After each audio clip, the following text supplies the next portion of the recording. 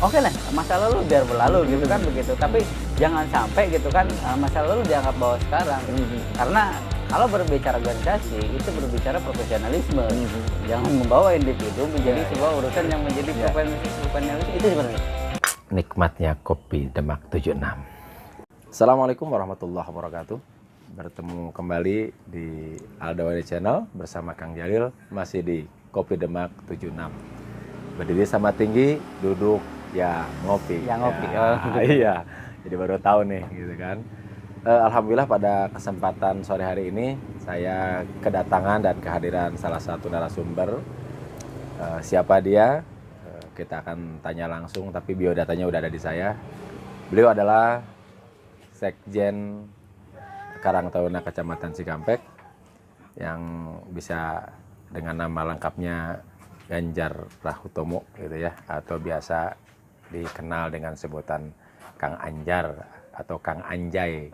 Nanti biar lebih tahu nanti profil dia sebagai apa, di mana dan kegiatannya apa saja, kita akan kumpas tuntas dengan beliau tentunya di ngobrol santai penuh makna dan inspirasi.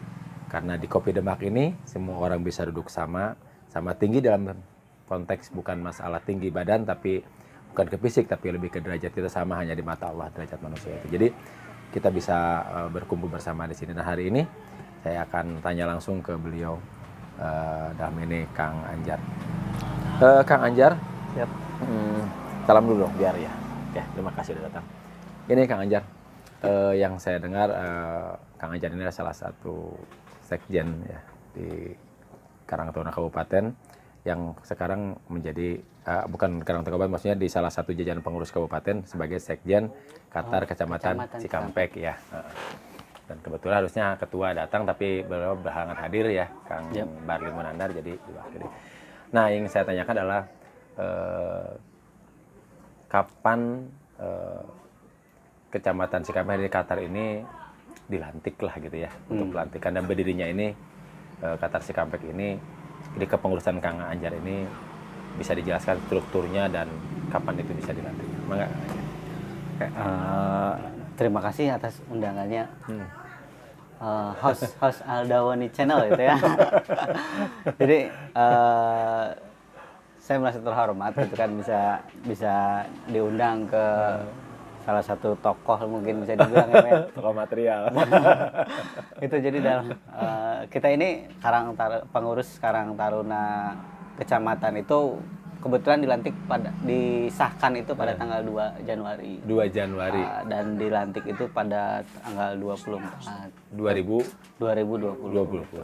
Kebetulan saya masuk dalam struktural gitu kan, saya masuk dan saya pun dapat pesan dari ketua bahwa ketua berkehalangan hadir datang gitu. Jadi kita berdiri gitu kan sesuai dengan dilantik tanggal 24 dan disahkan per tanggal 2 Januari gitu kan. Berikut juga memang mencoba untuk memberi warna kembali bahwa menghidupkan bahwa ayo gitu kita bangun kembali apa yang memang perlu kita bangun gitu. Oke. Karang Taruna ini kan organisasi kepemudaan ya. Ada istilahnya yang muda yang berkarya, yang muda yang bekerja. Jadi artinya ada porsi yang harus diberikan oleh pemerintah kepada pemuda khususnya Karang Taruna agar bisa bersinergi dari semua lini, tentunya seperti itu. Nah, targetan apa saja yang akan dicapai oleh Karang Taruna Cikampek nih berkaitan dengan zona industrialisasi ya, khususnya di kawasan Cikampek ya. Yang kedua juga mengenai pemberdayaan ekonomi gitu kan, pemberdayaan manusia gitu, memanusiakan manusia bahasanya kan begitu. Apa coba program yang real ya akan dilakukan atau yang sudah dilakukan Karang Taruna Cikampek nih? Sedikit mengulas gitu, balik lagi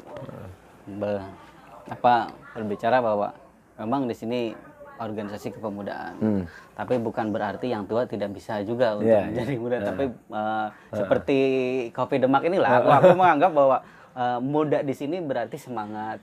Muda di sini walaupun secara regulasi aturan gitu kan di sini bahwa ada kriteria umur gitu dan yang lainnya gitu. Jadi andai pun Pak Jalil ikut pun saya nggak jadi masalah gitu. Aduh, saya mah tukang kopi. Jadi Saya mah tukang kopi. jadi dalam itu. artian gitu kan kita menganggap bahwa muda selama punya semangat muda, selama itu bisa, maka ditempatkan bahwa ada yang anggota aktif dan ada yang anggota pasif sebenarnya dari tingkat keseriusan atau dia mau berkontribusi terhadap apa yang menjadi organisasi lingkungan gitu. Atau memberikan keleluasaan dia untuk berserikat, berkumpul dan yang lainnya, karena ini kan diatur oleh juga oleh undang-undang begitu. Jadi bisa dibilang bahwa Karang Taruna ini adalah satu wadah atau organisasi sosial yang berada di kedudukannya kebetulan di Kecamatan Cikampek. Dan mungkin juga ini adalah forum Karang Taruna Desa yang ada di Kecamatan Cikampek gitu. Kebetulan salah satu pengurusnya. Dan bisa dibilang oke tadi industrialisasi memang iya gitu kan. Tapi kami pun merasa bahwa ketika industrialisasi ini ada di kecamatan kami menganggap bahwa oke lah, bisa dibilang bahwa penduduk yang ada di Kecamatan Cikampek ini bisa dibilang urbanisasi ya Pak. Banyak yang datang, banyak yang ini gitu kan, sehingga daya saingnya semakin tinggi kan begitu. Berikut juga mempengaruhi tingkat SDM-nya gitu.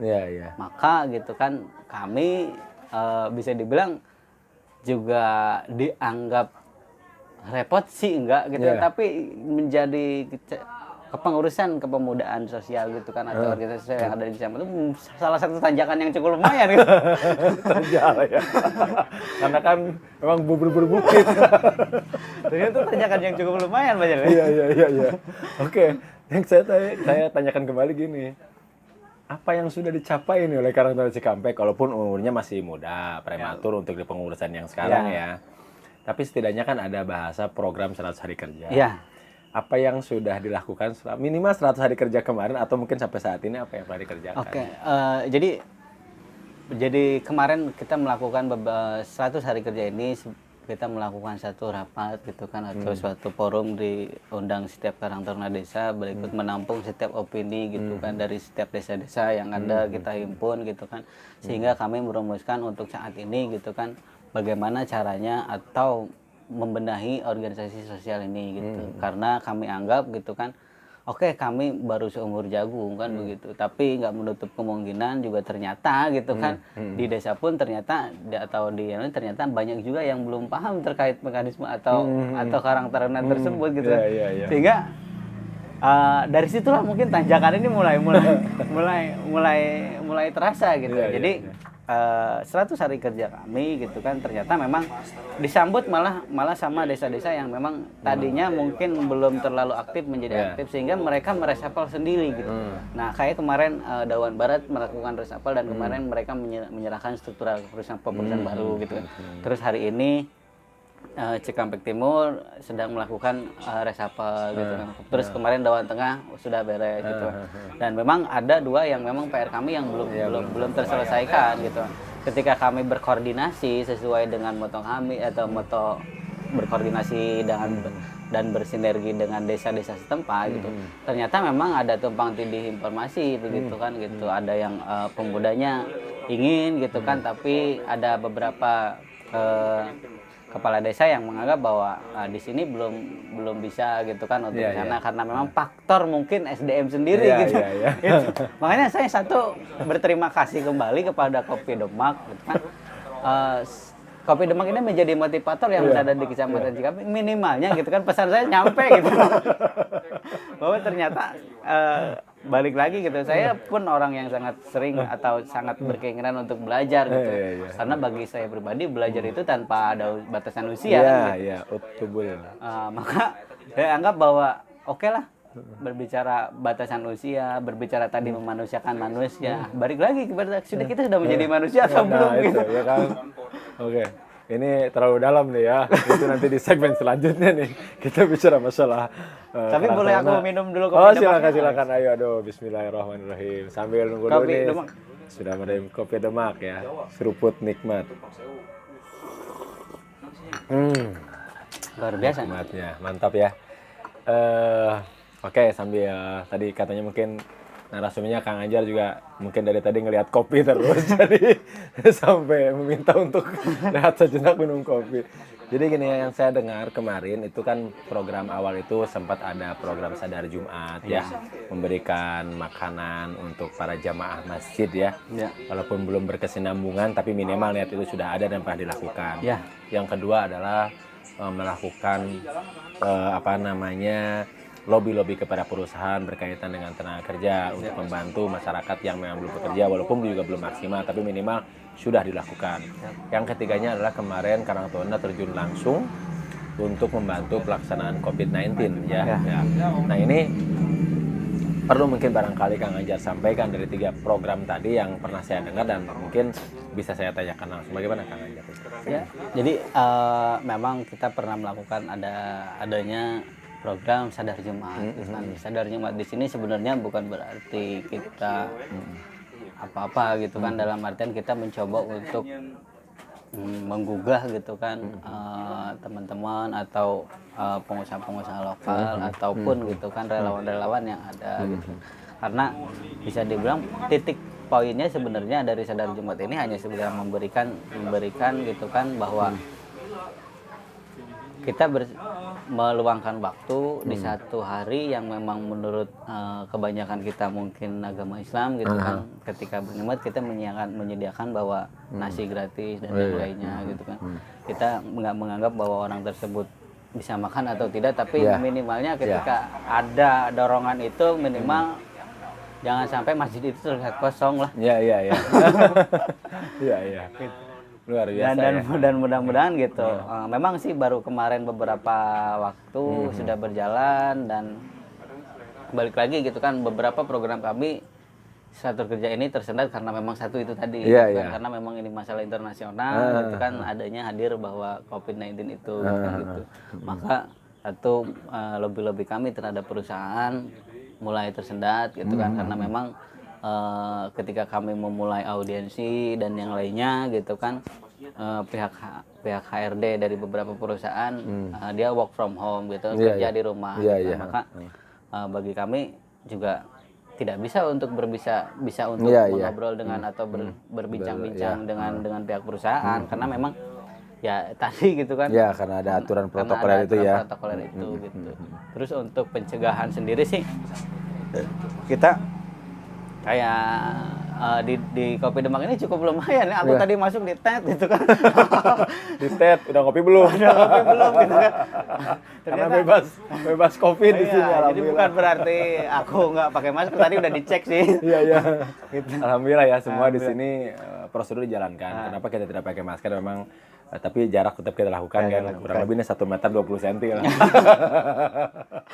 Jadi dilakukan, artinya gini, kembali ya tadi Sadar Jumat juga ada disampaikan Kang Anjar bahwa itu bersedekah ya, untuk bukan sebenarnya kita hanya memberikan jalan saja, barangkali kan itu hamba-hamba Allah yang akan bersedekah, terserah medianya mau langsung mau lewat Qatar mangga saja atau mau melalui Marbot dan Dekan sebagaimana. Terus yang kedua, program dari COVID-19 pun juga dilakukan oleh Karang Taruna dengan penyemprotan, memberikan masker gratis kan begitu ya, berkoordinasi dengan Muspika juga dilakukan gitu kan.